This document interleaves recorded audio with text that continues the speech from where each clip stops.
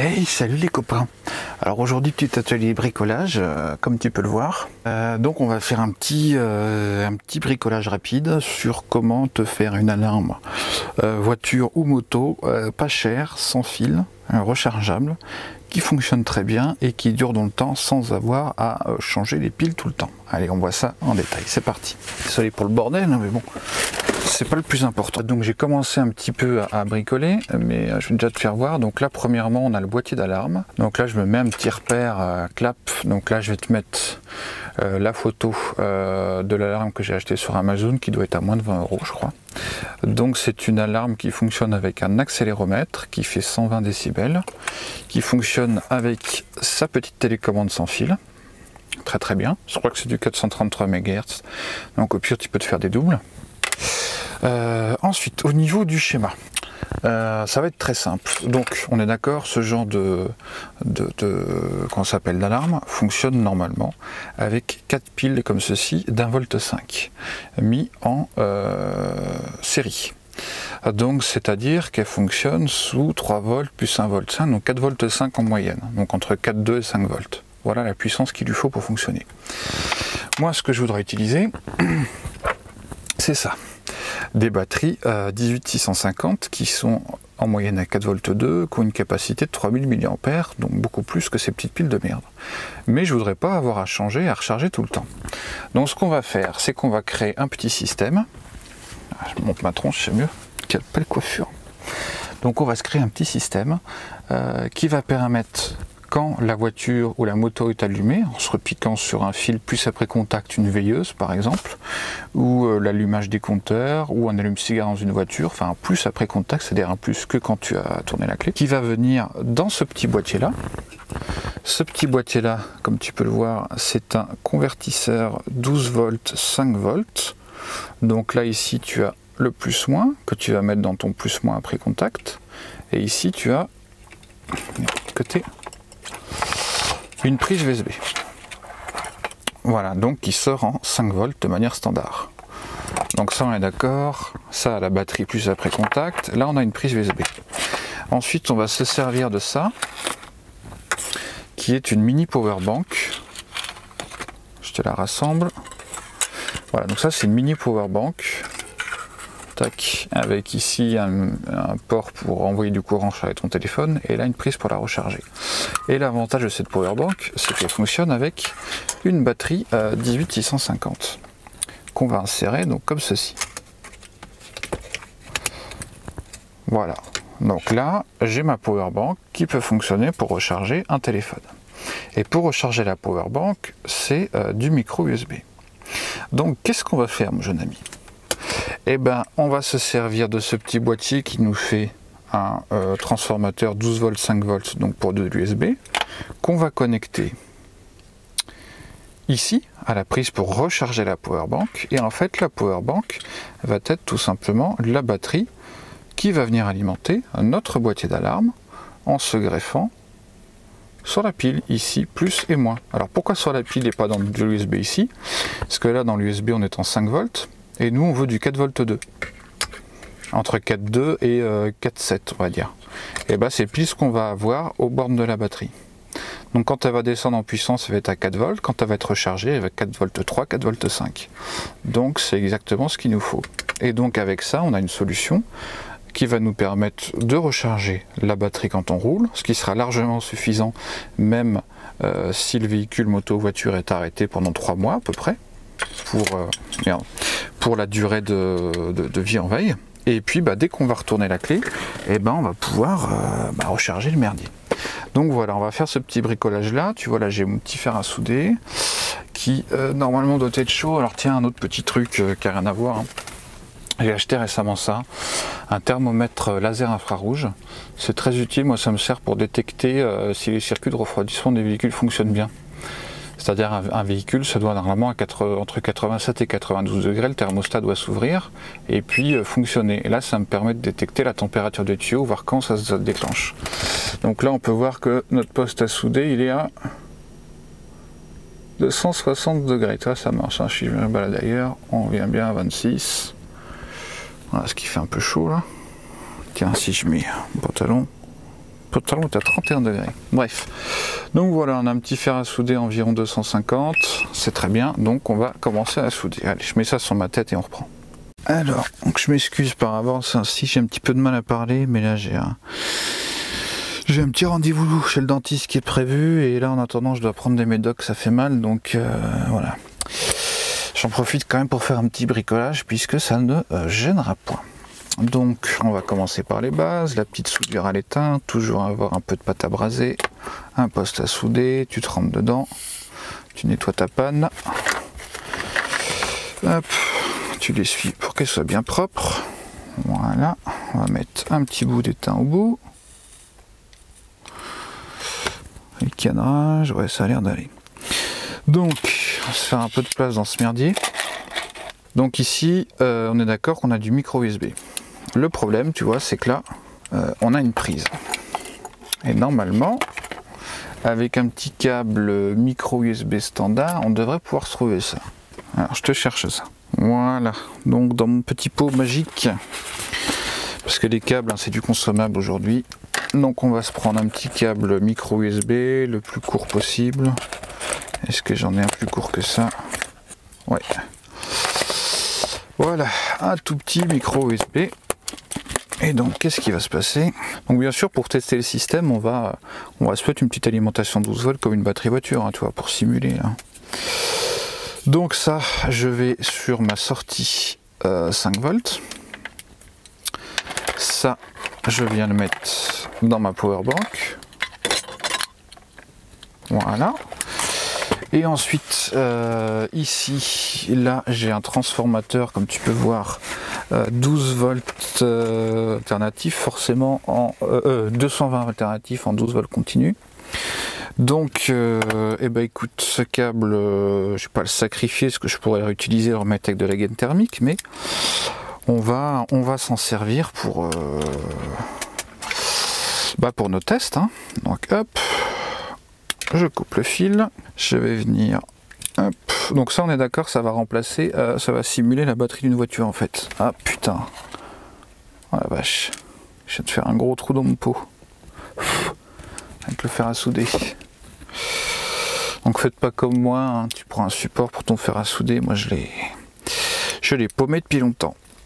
Bref, donc le petit couteau suisse, hein, t'as l'habitude, on va venir se dénuder ça. Donc hop, je dénude gentiment, toujours torsadé après. Hop, voilà.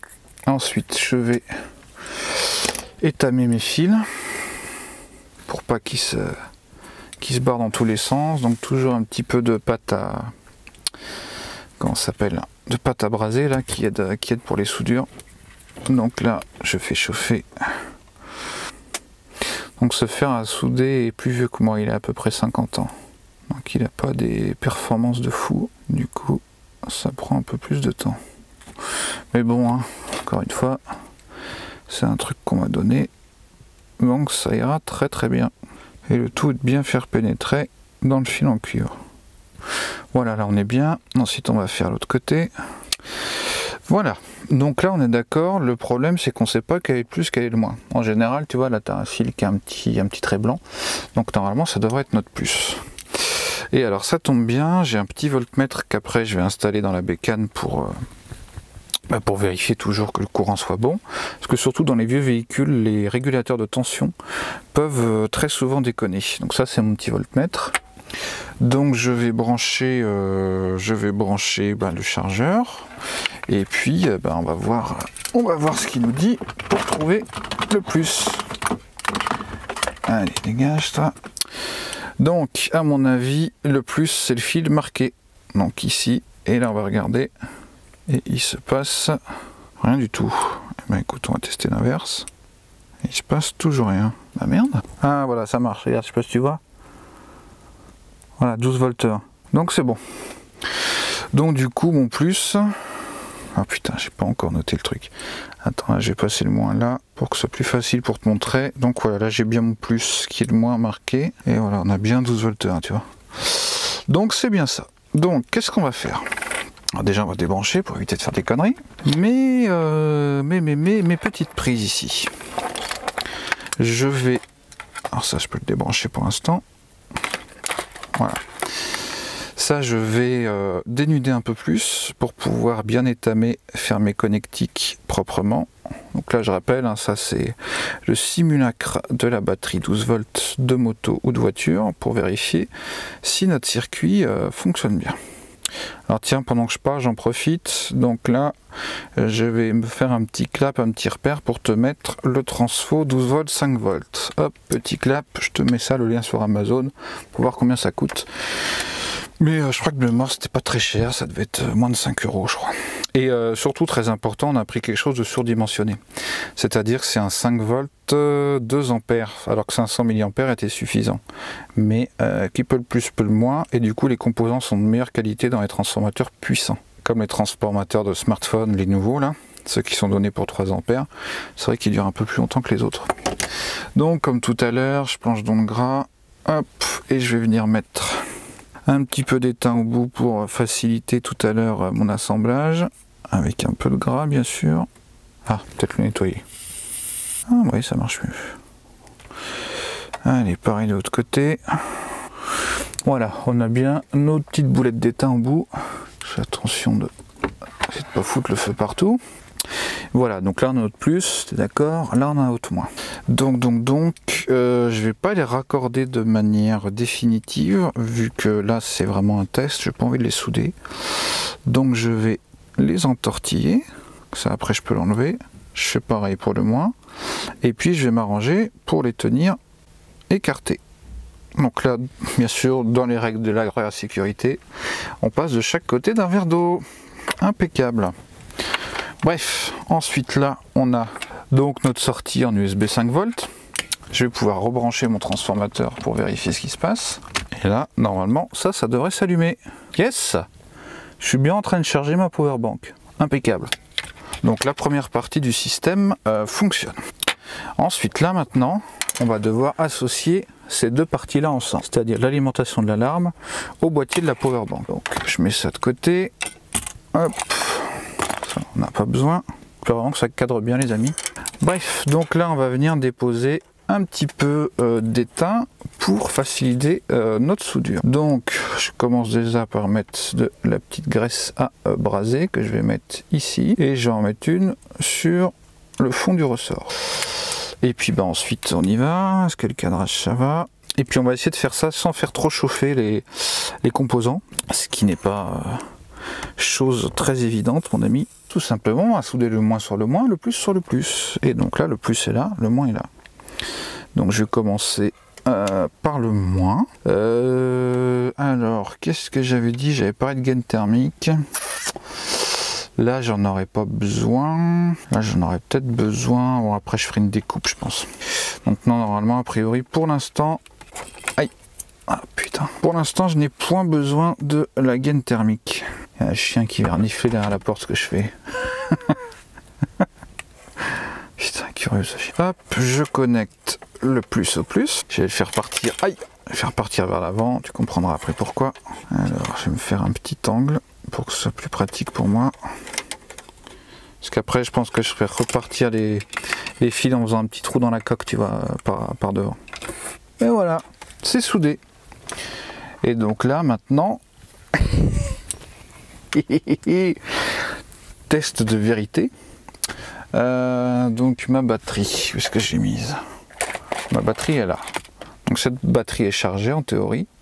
Donc je vais quand même prendre ça au cas où l'alarme se mette à péter d'un seul coup.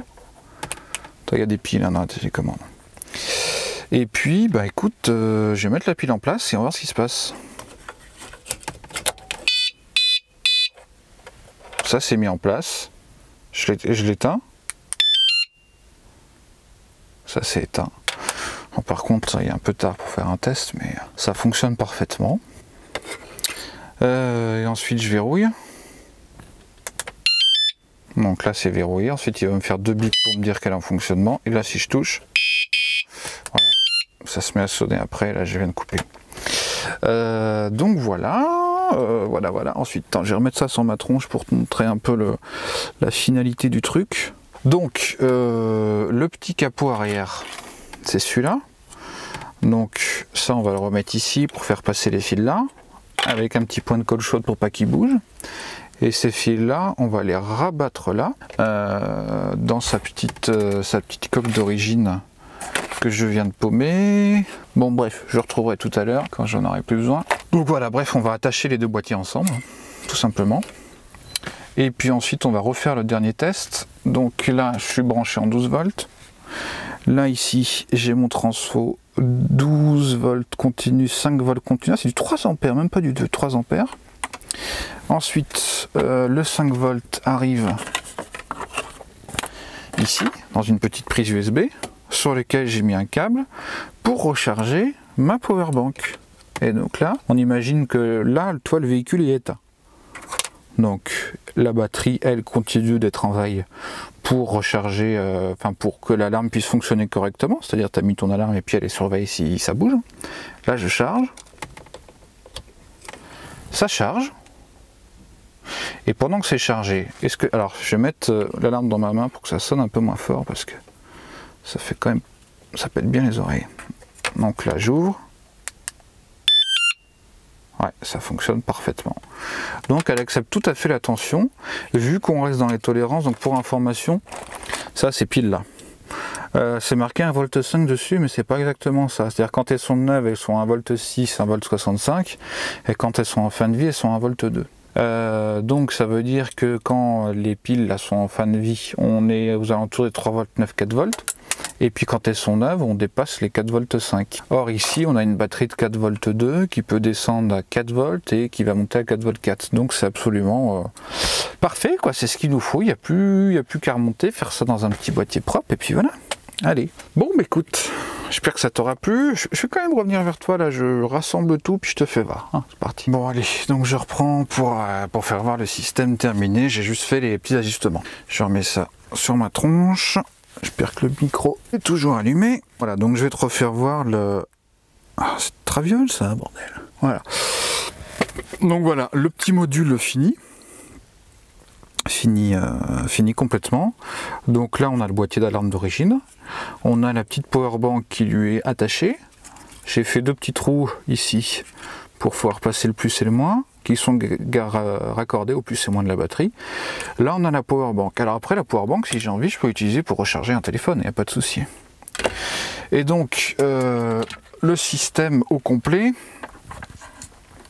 Alors attends, tiens, si je faisais un peu de place, attends, je fais de la place et je te reprends, ce sera moins bordélique. Allez, je coupe.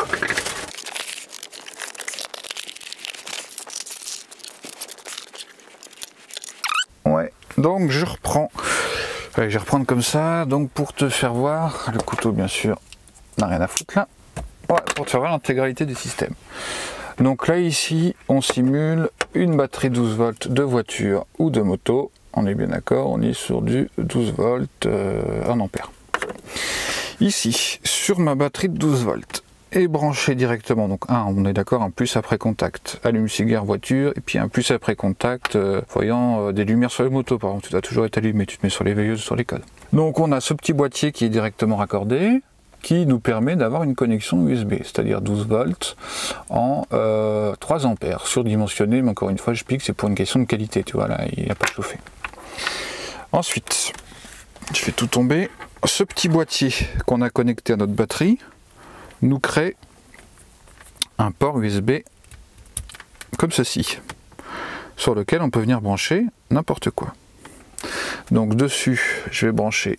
Alors attends, parce que là j'ai qu'une main, tu vois, vu que j'essaie de cadrer correctement. Bref, donc là j'ai branché un câble USB, micro USB. Voilà, tout simplement. Et ensuite là, j'ai ma petite alarme modifiée, toute simple. Hein. Donc on est d'accord, mon alarme sans fil, qui fonctionne avec un capteur gyroscopique, donc qui détecte les mouvements, les vibrations, etc. Donc ta moto, si on la sort de sa béquille, ça bouge. Et puis ta voiture, si on essaie d'ouvrir la porte ou on s'appuie dessus, prête à différents niveaux de réglage, et ben ça va sonner. Avec sa petite télécommande. Donc la prise micro USB vient ici, donc dans la prise de recharge de la powerbank. Hop, je le mets, je te reprends. Voilà. Donc là, notre circuit est complet. Donc, batterie de voiture, transformateur 12 volts, 5 volts qui ressort en USB, la prise USB, on va dans un powerbank qui transforme le 5 volts pardon, en 4 volts 2 pour la batterie de 18650 qui est à l'intérieur. Comme ces batteries là, pour information c'est la même batterie utilisée dans les voitures électriques, les Tesla, les Zoé machin, sauf qu'ils en mettent des centaines. Et ensuite de cette powerbank ressort les 2 fils pour aller, comme je t'ai montré tout à l'heure, au plus et au moins de l'alarme qui est à l'intérieur. Donc là, on imagine que le véhicule est à l'arrêt. Attends, je remets sur ma tête. Voilà, on imagine que le véhicule est à l'arrêt. Donc l'alarme, on va la mettre. Je mets la main parce que ça fait trop de bruit. J'enclenche l'alarme. Voilà, l'alarme fonctionne sur batterie, sur sa batterie interne. Hop, merde, faut que je désactive. Et ensuite, quand je vais brancher mon chargeur au secteur, donc c'est-à-dire que là je simule que le contact est mis dans la voiture ou dans la moto, je vérifie en même temps que le plus et le moins je touche pas, ça pouvait éviter de tout péter, ça serait cool. Tu vois, c'était pas loin de la catastrophe. Voilà. Et donc là, qu'est-ce qui se passe? Eh ben, ma powerbank est en train de se recharger. Tout simplement. Donc ça veut dire que quand je roule, mon alarme se recharge. Et puis c'est tout. Donc là, avec cette batterie-là, on peut estimer 3 mois, je pense, en veille. Et puis à chaque fois qu'on va démarrer la voiture, sans avoir d'influence sur l'alarme, et sans changer les piles, on va venir recharger la batterie de l'alarme tout doucement. Voilà. Bon, c'était un petit peu chiant à faire sans des outils adéquats, en fait, je me suis rendu compte, dans le petit truc pour tenir là. Bref, j'espère que ça t'aura plu, ça t'aura aidé, et puis voilà, et puis surtout un bon truc, notamment qui est vachement anti-vol, parce que même si tu coupes les fils ou tu débranches la batterie, en fait, elle a sa propre batterie intégrée, et au lieu de des petites piles de merde comme ça, là, je pense surtout aux gens qui n'utilisent pas leur voiture souvent, qui ont des voitures ou motos de collection au garage, et ben, ils sont tranquilles d'avoir toujours une alarme en pleine forme, quoi. Enfin, je dis 3 mois, ça, à mon avis, c'est beaucoup plus, mais je pense que ce serait au moins 3 mois que ça tiendra en veille, vu que c'est donné pour 3 mois avec ces piles de merde là. Voilà. Bon, bah, si t'as des questions, t'hésites pas, comme d'hab, puis à plus.